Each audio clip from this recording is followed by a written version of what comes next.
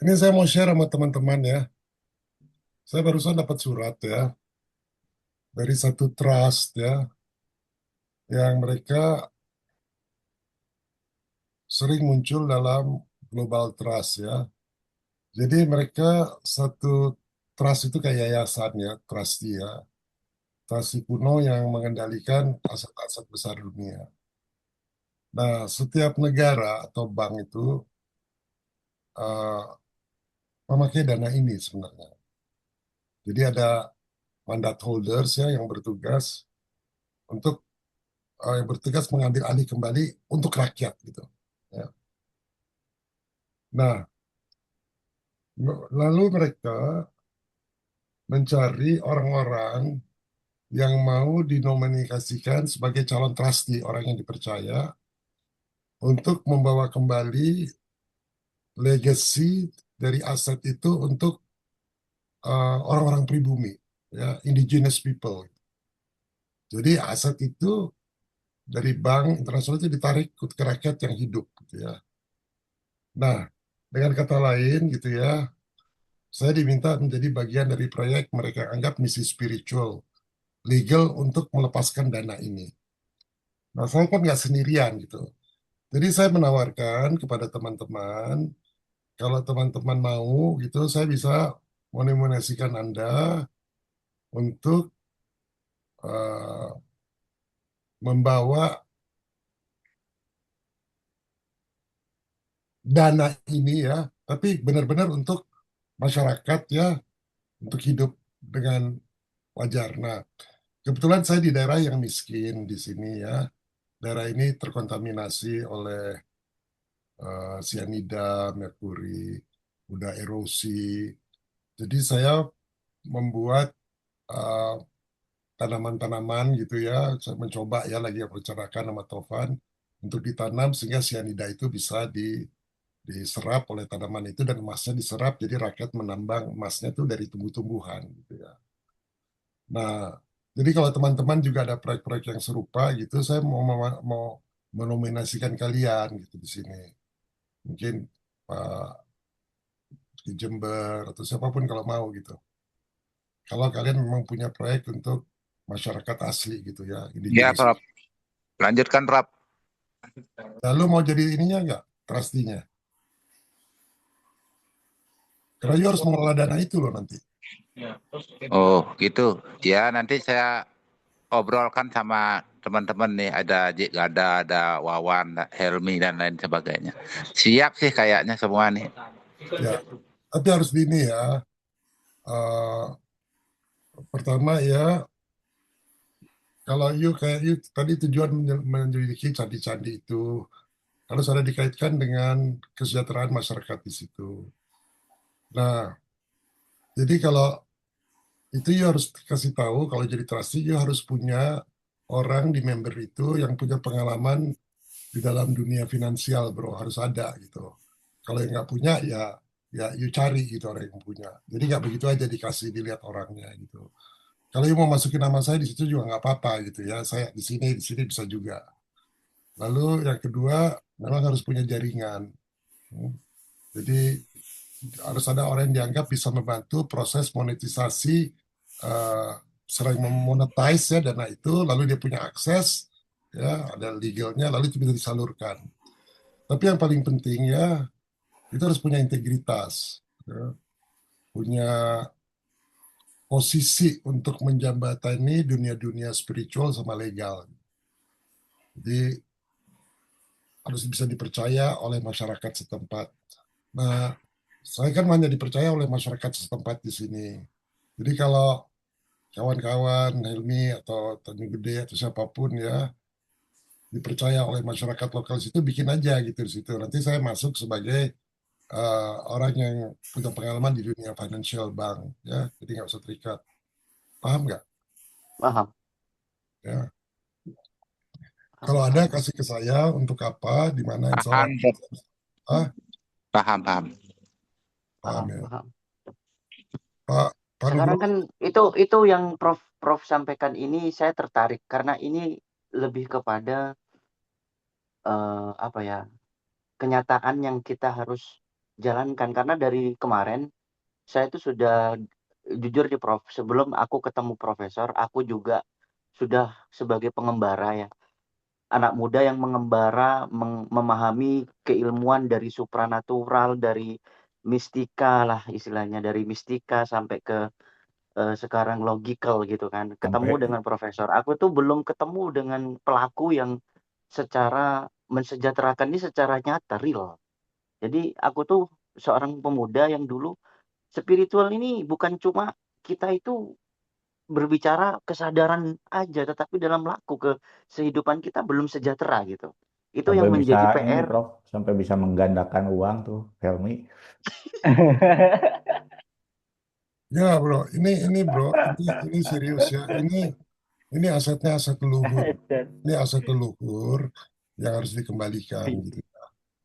Ini aset leluhur Oke, harus dikembalikan. Dan saya kan eh, nggak mungkin bisa mengenal komunitas di sini. Saya tahu ada kawan-kawan ada komunitas Nusantara, komunitas apa ya gitu. Nah itu kalau ada Pak Hashim kan juga banyak bergerak di situ Pak.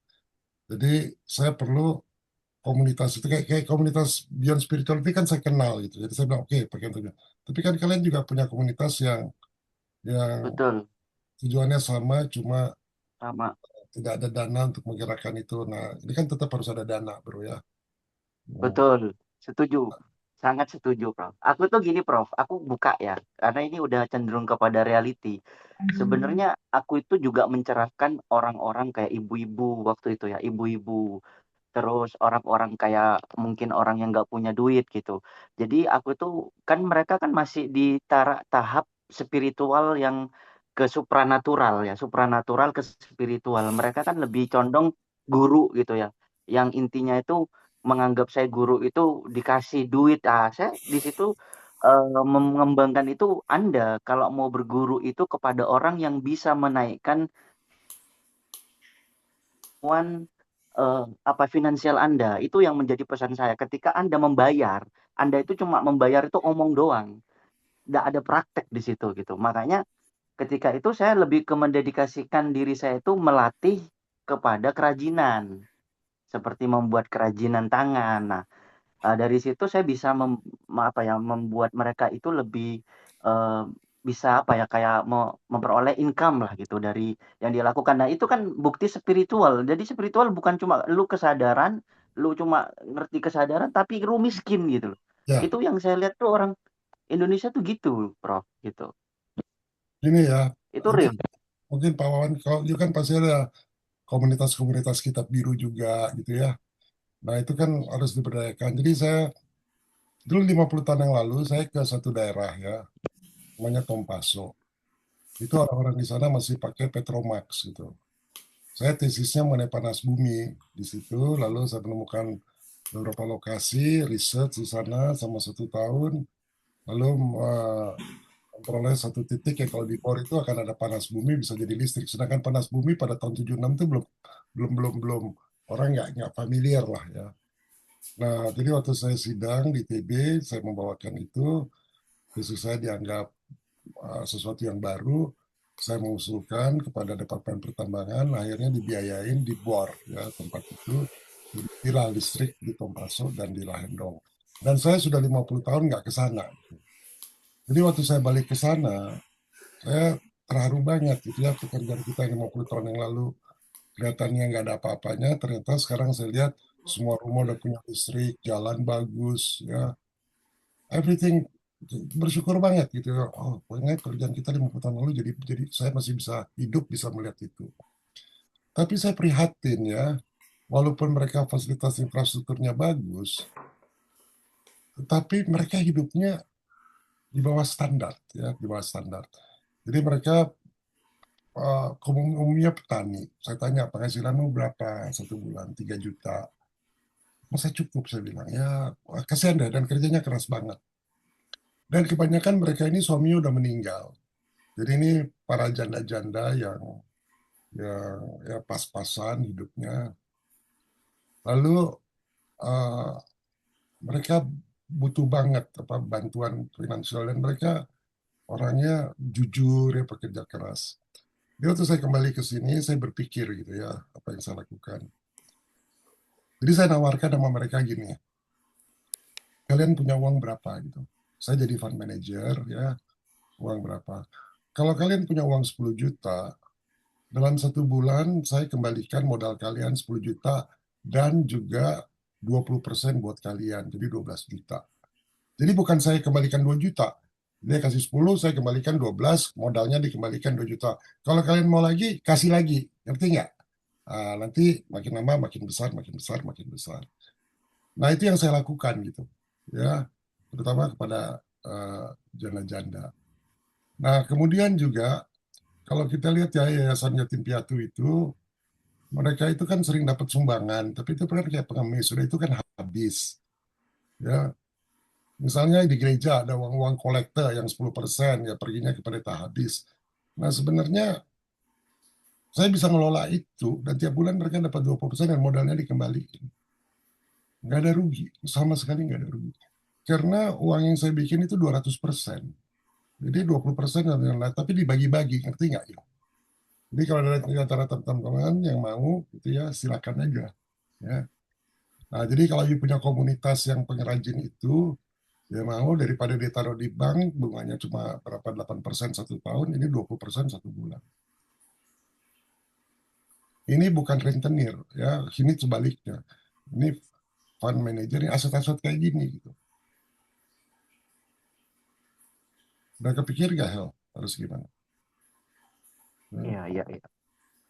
Karena memang gini Prof ya, kita itu paling lemah di sini memang. Saya tuh akui, saya tuh dari ujung ke ujung nggak menemukan solusi realitanya bagaimana untuk bisa mengembangkan keuangan kita ini. Kayak mungkin kalau aku ya Prof, mungkin kalau aku katakan merdeka lah, walaupun ya bisa lah mencukupi diriku gitu kan. Tapi bagi orang-orang yang di luar sana, yang sama kayak seperti kita ini, banyak hidupnya itu di bawah rata-rata. Aku ngelihat sendiri. Bahkan mereka itu sangat ketakutan karena finansial itu sangat menjadi alat yang ibaratnya itu sebagai kita bisa dipercaya atau bisa didengar lah gitu. Kalau kita kurang, apalagi mengenai finansial, kita mau berspiritual dengan kemampuan yang setinggi apapun, kita tetap tidak akan didengar gitu. Karena kita itu harus kaya gitu. Itu mungkin menjadi dorongan saya itu karena saya seperti ini Dok, apa Prof, saya tuh makanya kumpul dengan profesor ini untuk, menggali itu sebenarnya yang saya cari itu gitu. Kalau mengenai teori, jujur nih, Kang Tovan mungkin lebih ya paling nggak ngerti lah ke saya tuh udah praktek, saya sudah bahkan banyak orang yang tertarik sama saya dulu waktu saya masih umur 20, saya sudah bisa ya ibarat kayak sulapan, kayak supranatural, saya udah belajar itu, tapi ujung-ujungnya ya kita dibodohi. Aku tuh bisa ngendali orang, tapi buat apa gitu, kasihan. Mereka kan lagi sekarang kan kayak kita Ya nih, gini Prof. aja, gue potong aja bro. Gini gue potong aja ya. Iya, Gue gua tinggal di tanah di sini yang oke, baik. orang-orangnya miskin, tetapi tanahnya kalau you buang air besar mau buang air kecil, you buang air besar buang di atas emas. Di atas emas bro.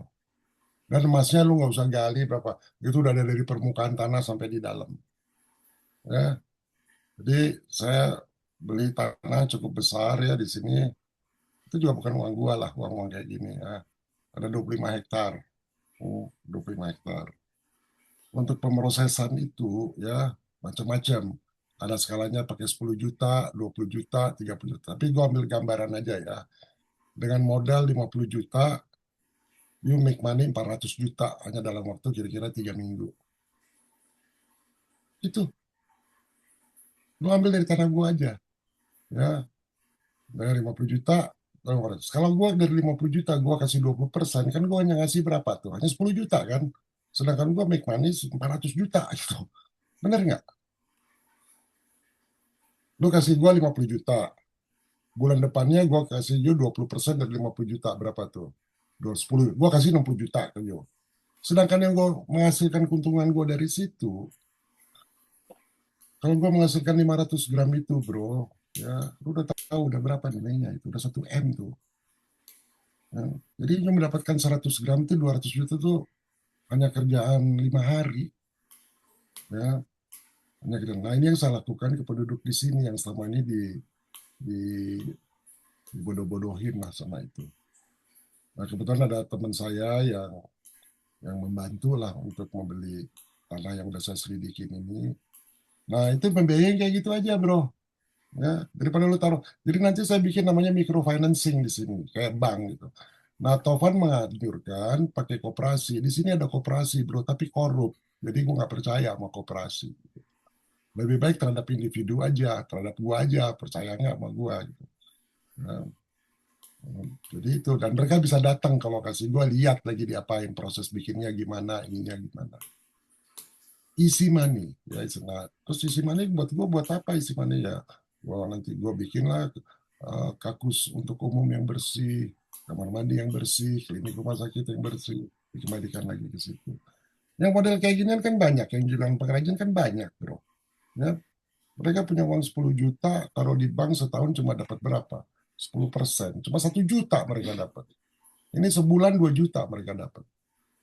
Nah, jadi saya selama 1 bulan terakhir ini saya hubungin teman-teman nama saya, teman-teman SMP saya, SMA saya tanya kehidupan mereka, kasihan hidupnya, ya struggle lah ya hidupnya. Bukan di bawah garis kemiskinan tapi susah lah ya. Jadi saya tawarin mereka itu begitu gitu. Terus kalau kamu mau silahkan gitu. Dan mereka ya itu mereka lakukan itu gitu.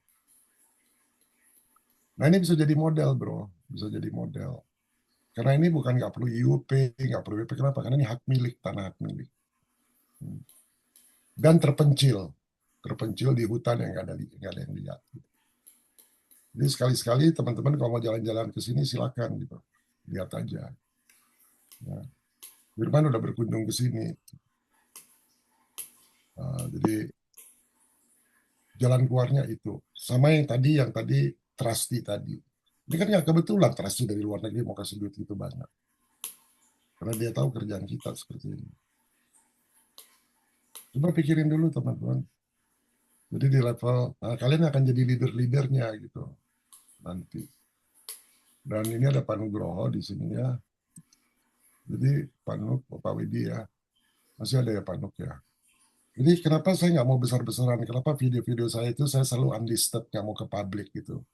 Karena di buku birunya Pak Widi, ngajar-ngajar kayak gini nggak boleh gede-gedean, harus kelompok-kelompok kecil kayak begini gitu. Ya, kelompok kecil 12 orang bina. Nah, nanti kalau udah lihat nah, kita harus ada financingnya gitu. Harus ada financingnya. Nah, ini saya kebanyakan financingnya kalau mau. Nah, saya ajak AR ya, AR nanti ya Januari ya AR kamu ke sini, kamu lihat gitu. Nah, dia bisa running satu gitu aja. Ya. Tapi bukan untuk diri Ayu, cukupin dulu keluarga Ayu, sudah itu untuk komunitas gitu.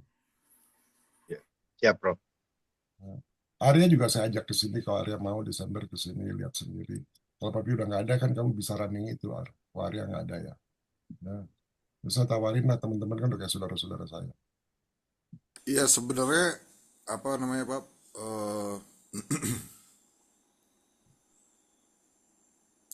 Kalau misalnya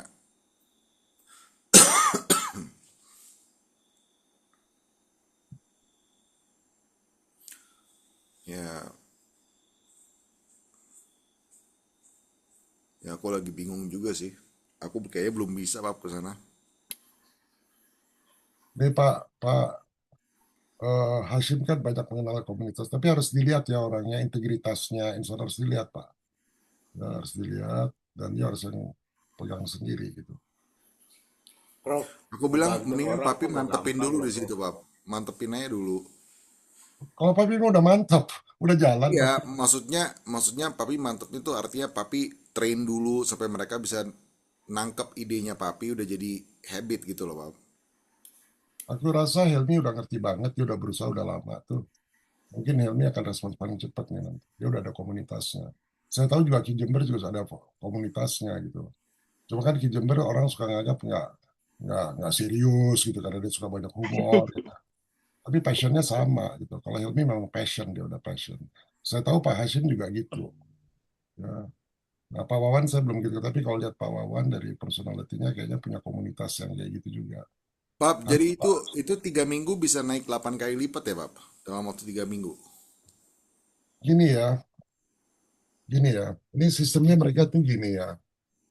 Ini kan kita bikin bak gitu, tergantung ukurannya. Dia mau bikin bak 1 kali 2 meter, 5 kali 2, tergantung size yang mau. Punya papi gede, ya, papi punya agak gede, 120 meter tuh. 10 kali 12, ada yang papi bikin kayak lapangan bola gitu. Jadi papi nggak nunggu ini dulu, paralel papi jalaninnya, serat. Itu sekali hasil tuh ya kiloan gitu loh. Ya. Kalau you sekarang harganya 2,5 juta bro ya, dan dia mau kemudiannya katakanlah 80% itu kan 2 juta 1 gram bro. Hmm. Hmm. Jadi yang ini masukkan, yang masukin, jadi kan harus di manage gitu. Jadi gua ngapain, udah kalau beli ekskavator nanti merusak lingkungan kayak gitu-gitu. Jadi daerah ini kalau gua sendiri udah jenuh, ngerti nggak? Harus dialirkan. Makanya gua alirkan ke ibu-ibu janda, ke untuk yang gitu, ngerti nggak? Ya. Tapi mereka harus store duit gitu. Oke, karena gua nggak mau bikin mereka kayak charity, kayak pengemis, ngerti nggak? Mereka harus menganggap ini Paham. usaha mereka, usaha bersama. Mereka punya saham sama gua di sini. Itu yang gue maksud, Kang. Ingat nggak aku dulu ngomong? Ya, jadi Iya, misalnya iya. gini ya, katakan ada penambang gitu ya, di satu dia dapat 2 gram. Dia jual tuh 2 gramnya 4 juta. Itu uangnya dia pakai. Kalau gua enggak, lu kasih ke gua 4 juta nih ya. Oke, gua tulis nama 4 juta. Lu butuh uang berapa? 4 juta nggak bisa 4 juta. Paling 3,5 juta. Ini kolateral you, ini pakai bijaksana ya.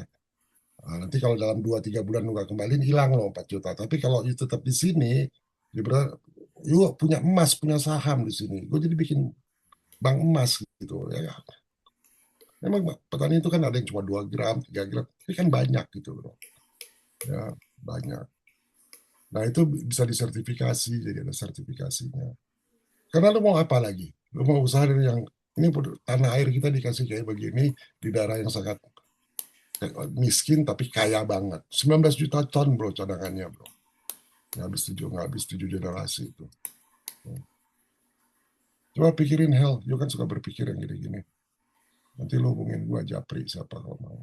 Sama yang Trusty Daddy yang dari luar negeri. Jadi dana ada banyak. Gitu.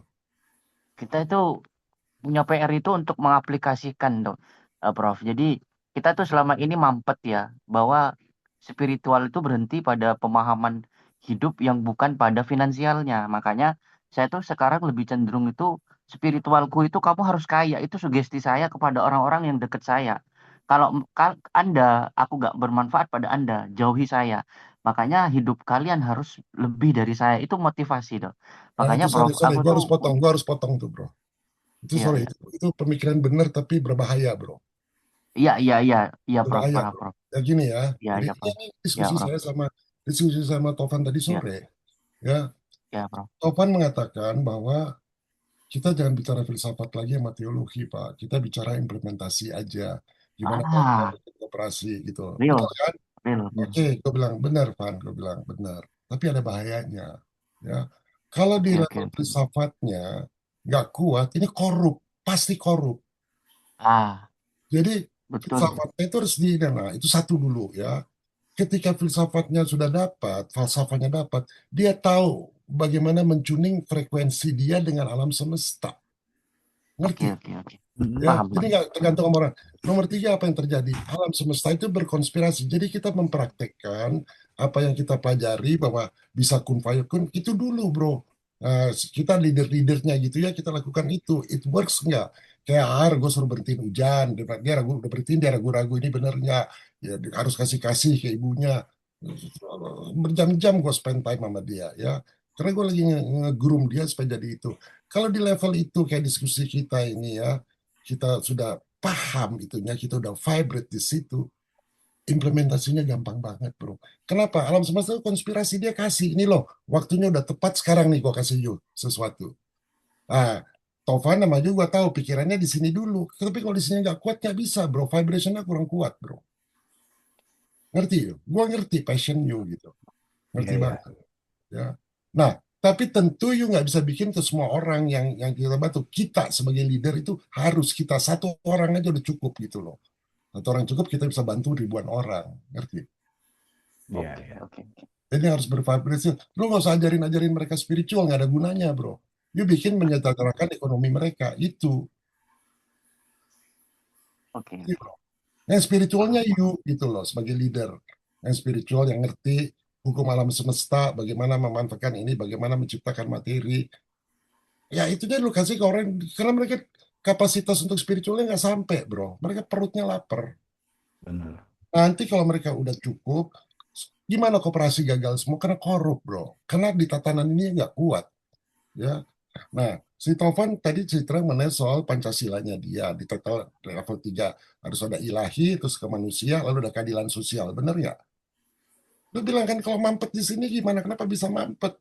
Mampet di sini karena di sininya nggak kuat gitu. Nah kita ini lakukan gini udah berapa minggu kita ya sama ini, udah 6 bulan kali kita sama-sama. Makanya saya kan ngomongnya juga baru sekarang gitu ya, baru sekarang. Oh gue juga dikasih, oh ya sekarang ngomongnya. Harus kuat dulu di situ. Once kita kuat di situ, yang di bawah nggak usah diajar spiritual, penuhin dulu ekonominya. Emangnya di sini gue ajar spiritual orang-orang di sini? Iya bro, nggak akan dengar. Perutnya harus kenyang dulu, mereka harus lihat oh metodenya. Ya, jadi harus ada metode, ada logika, ada teknologi. Yang menguasai kan kita bro, kita kan educated, kita kan belajar juga kayak gini. Yang tadi si ini Wawan di awal, kita itu utusan, betul nggak? Tadi Wawan ngomong gitu, benar nggak? Caraka. Apa tadi Wan? Caraka. Caraka, itu caraka itu kan lingkaran. Yang utusan Lingkaran. tadi itu lu bilang. Nah kita tuh utusan-utusan ya. Kita kan lebih lebih luas wawasannya, hati kita juga lebih. Nah itu datang sendiri yang kayak gitu Wan. Oke, Prof. Gak usah Jadi ngajarin gini, Prof. spiritual nanti itu bro. Nah kalau level kita oke, belajar spiritual, belajar gini, kader-kader yang kayak gitu. Jadi leader untuk mengentaskan. Di sini yang paling parah itu bro, bukan kemiskinan bro, tapi kebodohan. Nah itu yang harus lo ituin bro. Musuh utama tuh itu. Karena mereka bodoh jadi miskin. Ya, integritas itu yang barang mahal buat di sini tuh. Oke ya ini kan kita bilang, oh dapat uang, kita ada uang. Nanti euforia udah ada uang, dan akan ngawur. Nggak bisa, kita harus kuat dulu di sininya. Benar. Misinya, harus tujuannya apa, fusionnya harus apa gitu. Ini kan eksperimen kita mengenai global consciousness lah proyek kita. Ya, tapi lokal ya, kita lokal dulu satu daerah. Lu coba dulu satu daerah, gue juga coba satu daerah. Tuh. Satu daerah ini, satu daerah ini. Nanti kalau kita satu daerah udah ini, gue ajak rame-rame ke Kalash deh ke sana. Kita lihat di sana, kita ke Kalash. Ya, kita ke Bali dulu, ketemu ketemu apa darat, itu kita ke Kalash. Tinggallah 1 minggu, 2 minggu, 3 minggu. Karena uangnya banyak, bro. Ya, bukan isu lah uang itu. Bayangin gue nggak Gini, kalau nggak Prof. Aku ya ada ide gini, Prof. Bagaimana kalau kita mendulang atau apa namanya, menambang finansial di sana dulu, Prof. Jadi kita bisa finansial kita bisa pribadi itu terpenuhi, ya baru kita kumpul-kumpul. Jadi finansialnya ada, pengenalan ada, gitu loh, Prof. Jadi kita penuhi dulu pribadi kita, keluarga kita. Jadi untuk ke arah kebebasan atau ke sosial itu malah lebih leluasa gitu, Bro. Boleh. Itu gimana, Bro? Boleh kita aja. Jadi komunitas kita aja, ya kalian mau store Ya. berapa gitu ya. Berapa aja nggak gue tentuin, tapi akan dapat segitu dan kalian lihat aja. Ya, boleh itu, boleh. Habis itu kita ke Bali baru kita pergi ke sana. Boleh, Bro. Siapa Ya, aja. Tapi mungkin komunitas kita Bang aja. Topan langsung gininya Jadi- untuk sistemnya, Prof. Nanti biar Kenapa? sama Bang Topan. Untuk Jadi metodenya, aja, Prof. siapa yang mau gitu ya, yang mau daftar aja ke Tovan, namanya berapa, dia mau kontribut berapa, punya tiap bulan dapat 20% dari situ gitu. Siap. Saya tuh tadi menangkap sinyal ya, Prof ya. Aku tuh jujur nih, mungkin Profesor ini orang yang bisa saya percayai untuk kepada realitas ini. Ya, tadi itu saya nangkap gini, intinya sebenarnya simple dok. Kita itu memang dikumpulkan di sini. Ini kan ada tujuannya gitu. Aku juga gini, aku ketemu sama Kang Tovan. Ternyata Kang Tovan ini jujur nih, Prof. Aku gali beliau. Ternyata mirip dengan perjalanan saya. Paling nggak adalah kemiripan.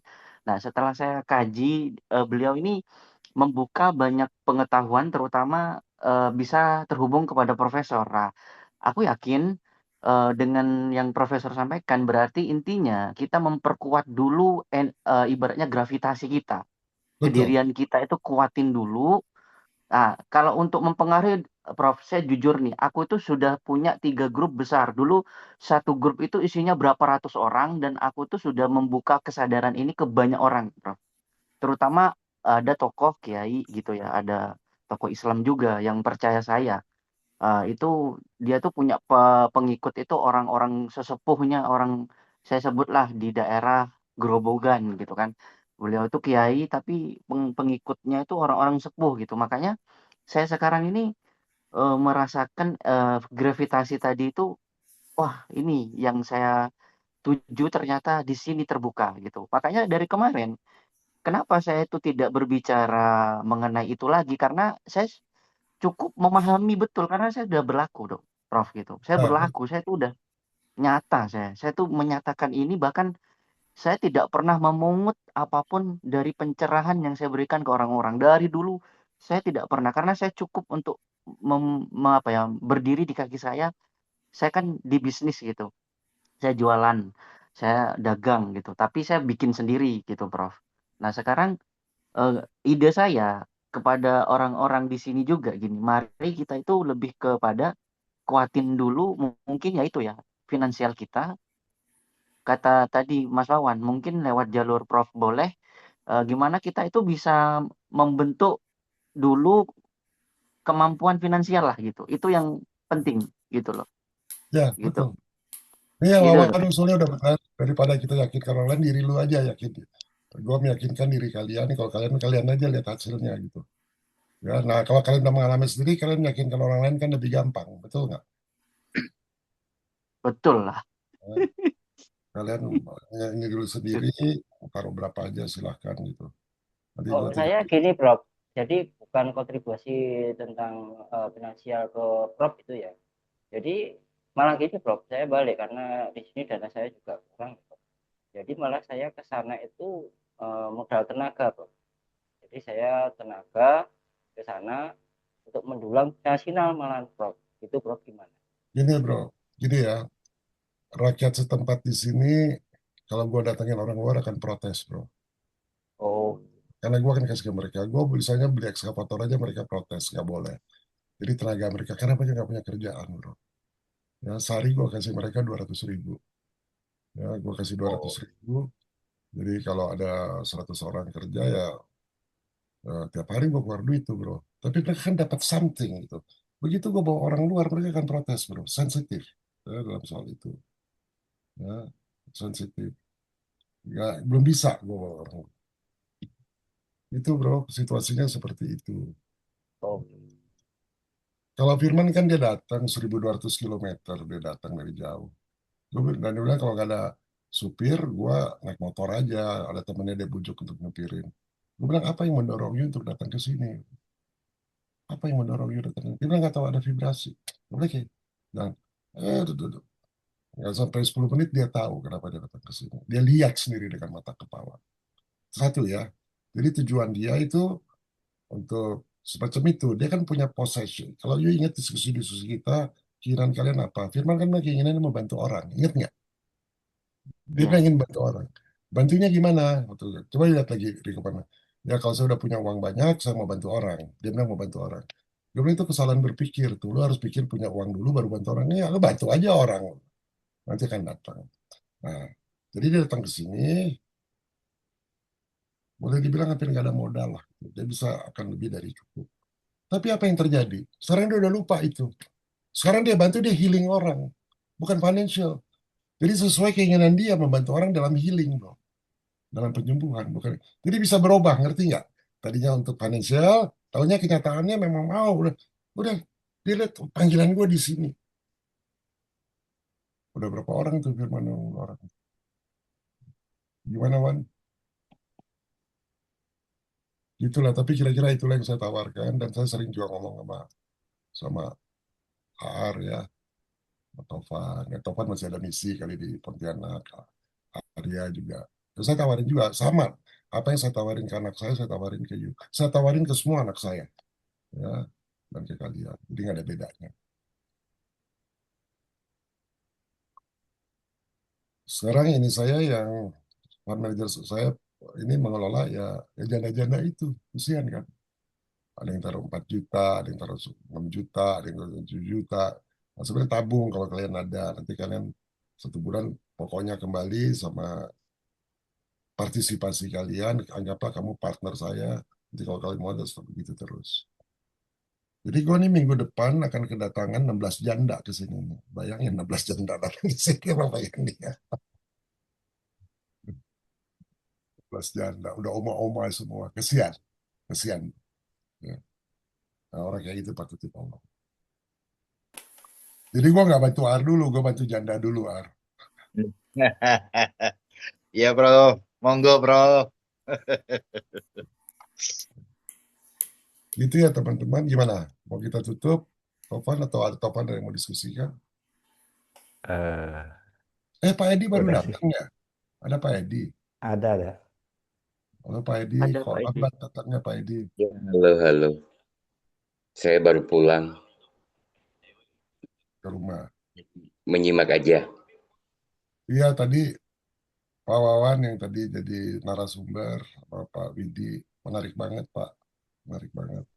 Tapi nanti lihat aja videonya Pak, nanti diedit bisa lihat videonya. Saya banyak Iya, belajar. ya. Siapa lagi? Agam hilang. Banyak juga yang hadir ya bro ya. Iya. 7 keluar. Oke, kembaliin saya ke Topan. Siap. Ya, terima kasih banyak semua yang udah hadir di sini. Jadi diskusi tadi kita memang menarik lah gitu, dan memang banyak masukan mungkin untuk masing-masing. Dan yang terakhir yang dari Prof itu mungkin itu yang perlu kita perkuat dari sisi terutama yang mahal itu di negara kita itu integritas terutama.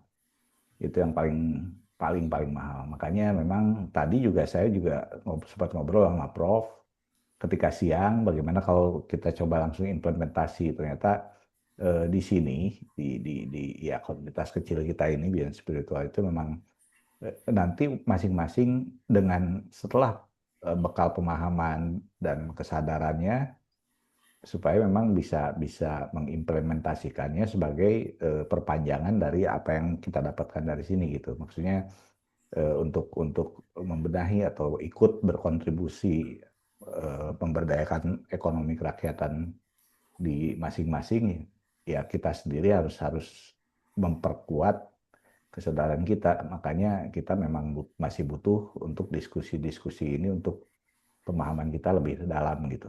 Yang saya tangkap sih seperti itu. Mungkin. Oh, saya mau tambahin dulu Topan ya. Silakan. Mumpung ada Pak Nugroho ya. Dulu saya ikut kelompok grupnya Pak Nugroho ya. Lalu saya ajak beberapa teman. Lalu salah satu teman saya seorang kiai lah ya, Ustadz. Orangnya cerdas ya, dan dia adik kelas saya ya dari ITB. Terus dia bilang, saya yakin banget nih yang kita pelajari spiritual itu udah benar, arahnya udah benar semua. Tapi buktinya mana? Gitu. Buktinya mana? Lalu kalian bisa lihat videonya, ada perdebatan keras sama saya soal itu. Saya sayang banget sama dia. Saya bilang gini, buktinya lu mau cepet-cepet, ya udah siap belum? Kalau lu mau, ya kapan kita ke yayasan yatim piatu itu salah. Ada jutaan yayasan bantu itu, kemiskinan masih ada terus. Kenapa? Karena di tataran sininya nggak kuat. Ya, jadi setelah 2 tahun, 2,5 tahun, saya minta permisi sama Pak Nugroho, saya ke grup lain. Saya nyari yang kayak gini-gini nih, yang punya jiwa entrepreneur, tapi nggak buru-buru, sabar gitu. Ini kan kayak remote viewing, kan semuanya. Kalau you lihat ya topik-topik itu ada maksudnya semua. Ujung-ujungnya ini gitu loh. Saya 3 minggu terakhir kan kita mulai cerita mengenai gitaran itu ujung-ujungnya ke sini. Tanpa itu korup nanti bro. Makanya Wawan isulnya benar. Jadi cukupkan dulu diri kalian sama keluarga, baru bisa bantu orang lain. Kalau nggak bisa. Ya. Ya mungkin penutupnya udah dari Prof barusan. Artinya ya kita masih harus memperdalam lagi lah pemahaman ini supaya kita bisa jadi wakil-wakil yang bisa menularkan pemahaman ini gitu. Tapi ya kita dalam bentuk implementasinya terserah dari kapasitas dan kemampuan masing-masing lah. Satu lagi, sorry, satu lagi. Ya, Ah, sorry Arya. Jadi kalian kalau bisa belajar healing juga. Karena kita bukan hanya meng-heal keadaan ekonomi mereka, fisiknya kita heal dulu, ya, emosinya kita heal mereka-mereka itu, baru ekonominya kita heal, baru spiritualnya gitu tuh Hilmi bertahap gitu. Nah, saya kalau cerita healing itu bukan mau so pamer, karena saya lakukan itu. Saya healing dulu emosinya, apa fisiknya yang sakit, emosinya yang sakit, baru ekonominya, baru ke spiritualnya nggak bisa loncat gitu. Gitu. Jadi kalau belajar heal, mudah-mudahan ya belajar nanti gampang lah itu ya untuk healnya nggak susah. Pas, Prof. Yang saya temukan seperti itu juga, Prof. Ya. Memang dari segi Cuma kalau masih ada itu Pak Tanjung Gadang, kalau masih ada yang G kayak Pak Angga ya susah. Nggak ngerti. Angga nggak dengar. Tapi kalau masih ada yang G kayak Angga susah.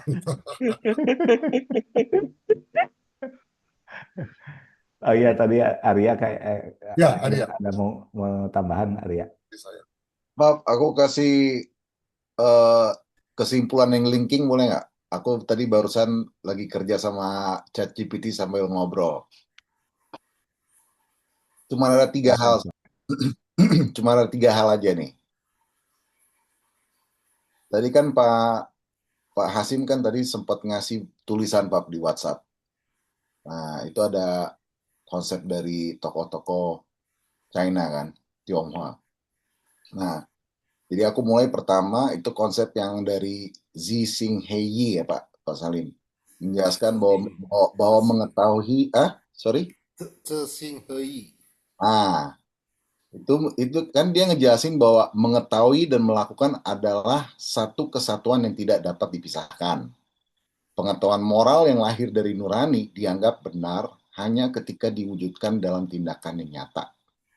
Jiwa yang berani melihat kebenaran, melepaskan ego, serta jujur pada dirinya sendiri mampu menyatukan antara memahami dan menghidupi, sehingga tidak ada ruang bagi kepura-puraan atau perpecahan batin. Nah, nomor 2, kesiapan batin setiap orang berbeda, karena trauma, ketakutan, dan mekanisme bertahan membuat sebagian jiwa sulit menerima cahaya. Sistem saraf yang pernah terluka sering menutup diri dari kebenaran yang lebih tinggi, dan ego membuat seseorang defensif terhadap perubahan.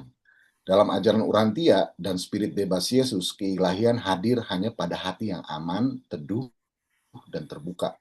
Setiap jiwa bergerak mengikuti tahap evolusi kesadarannya sendiri, seperti murid yang naik kelas sesuai kesiapan. Ketiga, ini yang terakhir, ketika kesadaran dan tindakan mulai selaras, proses penyembuhan batin dan tubuh muncul dengan sendirinya, baik melalui keheningan, meditasi, maupun teknik sederhana seperti terapi tepuk berulang-ulang untuk melepaskan memori trauma tubuh. Semuanya bekerja karena sumbernya adalah keterbukaan hati. Pada tahap ini, keilahian menjadi pengalaman langsung yang terasa dalam kestabilan, frekuensi, ketenangan, dan cinta yang tidak lagi menakutkan. Jiwa yang utuh secara alami mengangkat banyak jiwa lain untuk ikut tumbuh. Nah, nanti kirimnya ke Papi, nanti di video Papi masukin. Nah ini ya bro, kita ini kan lagi training nih, kita nih untuk ke sana ya, ke financial untuk idenya Tovan lah untuk masyarakat gitu ya. Tapi kita sebagai leader-leader harus ini. Nah, sebelum kita ke sana bro, kita harus merasakan getaran cinta itu ya, getaran cinta, getaran kebebasan. Kita harus pergi ke Kalash bro, Mekahnya di situ, baru kita bisa lakukan itu. Nggak bisa kalau dari situ. Bener bro, harus ke sana bro. Tapi jangan bawa istri ya. Kalau si Angga pasti nggak mau ikut dia. Oke, Prof, ayo berangkat. Susah, ini hanya untuk laki-laki jantan, bro. Dia udah mau ini pensiun dini, Prof. Ya. Gimana? Nah, ini yang aku menarik, Prof. Jadi Ah, terkadang sebelum Zoom meeting terjadi, aku sempat dapat vibrasinya. Jadi aku nangkep begitu loh. Nah, terkadang juga sehabis Zoom meeting seminggu atau 2 minggu setelahnya, itu pun praktik itu langsung gitu loh. Dan kayak sekarang ketika aku mau praktek loh, kok teorinya udah dapet ini ada apa gitu loh. Hal semacam ini apa? Ya jadi synchronicity. yang udah dapet tuh bakal nggak jadi gay lagi, maksudnya gitu.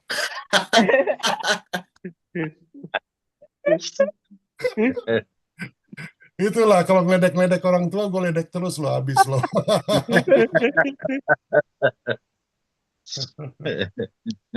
Jadi mau ke Kalas enggak? Mau ikut ke Kalas? Ya, boleh lihat nanti. Jadi yang didapatkan apa enggak? Dia bilang sebelum itu, dia bilang lu dapatkan sesuatu apa? Share dong. Dia intuitif kan enggak orangnya. Apa? Nggak tahu, aku ada bulat untuk pensiun dini gitu loh, Prof. Di tengah SDM yang tidak memungkinkan kayak gitu loh untuk di pabrik ini gitu loh ya, sekelas BUMN loh ya. Udahlah gue bilang. Dan aku langsung ke WA akan para istri itu gitu loh, Prof. Tentu mereka ada yang nerima, ada yang dengan ketakutan ya. Oh, oke, aku paham gitu ya. Dan aku sendiri pun saat ditanya, "Kamu punya rencana apa?" Ya aku nggak tahu dan aku ya ditunjuki begitu aja ya gimana gitu loh, Prof. Ya, ngerti. Jadi dia ambil keputusan dan dia terima, siap menerima risiko ya, bro ya, apapun itu ya. Iya, gitu loh. Dan dari dulu emang aku udah sepasrah itu ya, diarahkan untuk ini ya ya udah gitu loh. Nggak tahu apa dan aku cuma memetik pembelajaran itu doang. Oh, oke, gitu loh kan. Nah, gitu doang. Ya, Aku boleh nambahkan, Prof ya. Boleh ya. nambahkan dikit.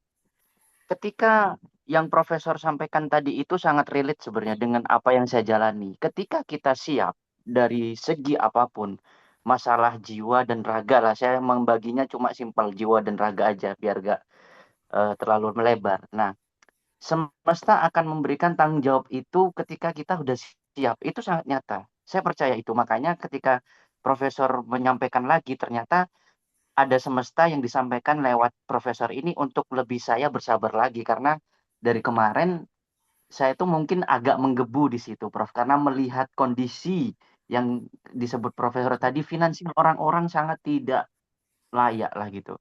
Saya tergerak untuk itu, tapi saya sekarang agak lega karena Profesor menyampaikan kuatkan dulu. Nah, di situ saya mulai mau belajar lagi mendalami ini. Karena kemarin saya merasa itu apalah dari kemarin saya cuma belajar teori. Karena apa? Itu real, Prof. Saya tuh aku tuh berjalan di sini tuh bukan pemain baru, Prof. Aku tuh dari 15 tahun yang lalu, Prof. Jujur, aku tuh sendirian. Bahkan aku baru ketemu kalian ini di 2 tahun ini. Dan itu aku sudah berjalan sendiri dengan komunitas yang ala kadar yang mungkin masih terdogma ya. Tapi aku di situ berani. Aku tuh muncul di Facebook, Dok. Prof, aku muncul di Facebook, saya buka kesadaran di situ, ternyata peminatnya lumayan. Karena banyak yang baca lah gitu. Makanya sekarang dari ini saya lebih kayak meyakini bahwa ketika kita siap, sepertinya udah disiapkan gitu oleh semesta itu sendiri sih. Gitu. Mungkin itu aja, Bagus. Itu Prof. soal keinginan yang menggelora, menggebu-gebu karena you masih muda ya, dan you udah, aduh ini Ya, malam. betul. Betul. Kalau saya kan sedikit sedikit lebih tua, tapi nggak serentan seperti kata Angga kan ya, sedikit lebih tua. Jadi gue bisa lihat bro yang kayak gitu, gue lihat kan. Jadi memang bahkan teman-teman gue banyak yang nggak sabar juga. Jadi kita harus sabarnya calculated ya, risknya calculated, semua dikalkulated. Jadi akan jalan bro, nggak usah khawatir lah. Saya juga mungkin masih dikasih umur sama Tuhan juga, saya kira ada maksudnya. Prof, Ya, jadi saya mau ngobrol, mau ngomong boleh Prof ya? ya. Waktu 2017-18 Prof ya, saya kan finansial saya kan lumayan bagus tuh ya. Nah saya lingkungan di sekitar rumah saya kan kurang bagus lah.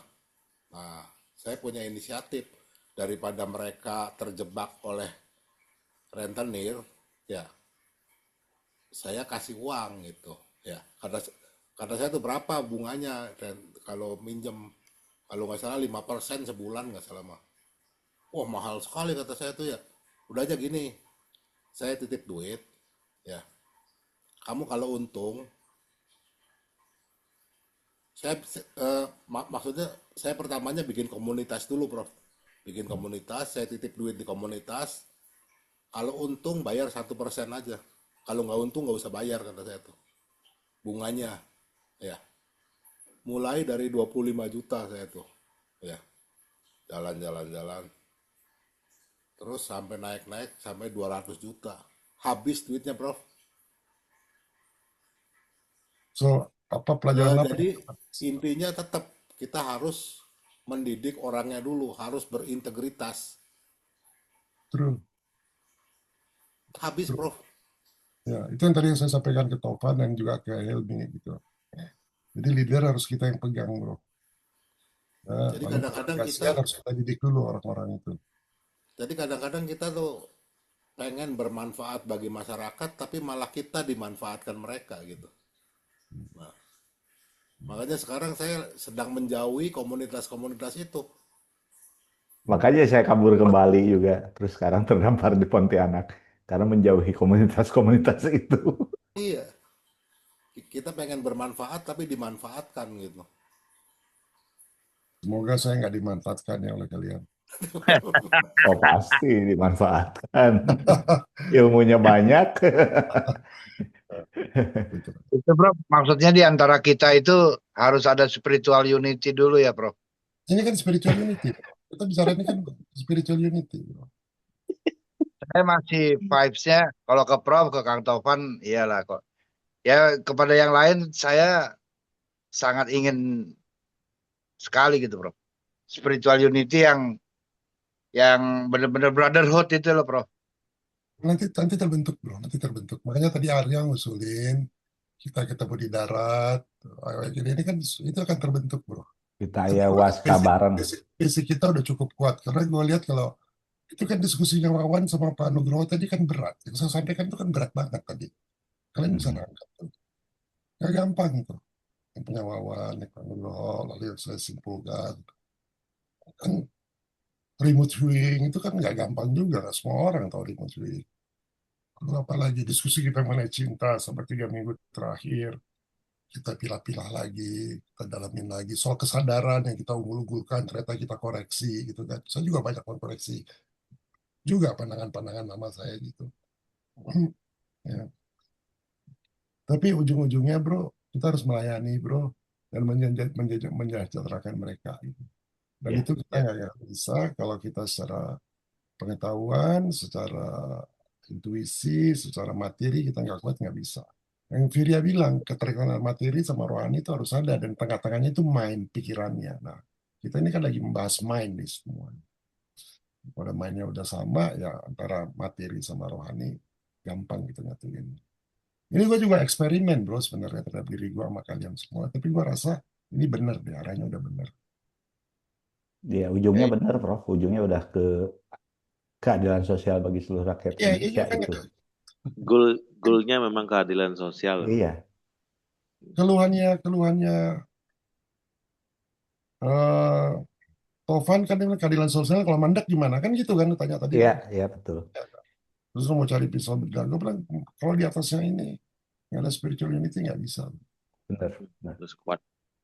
Nggak bisa. Tadi ngomong pengen spirituality sama teman ya karena kenal lebih lama. Tapi kan kalau you lihat kan udah tahu kan Pak Gade gimana, Pak Wawan gimana. Ya yang Prof bukan ini itu Prof, gerakan Ratu Adil Prof.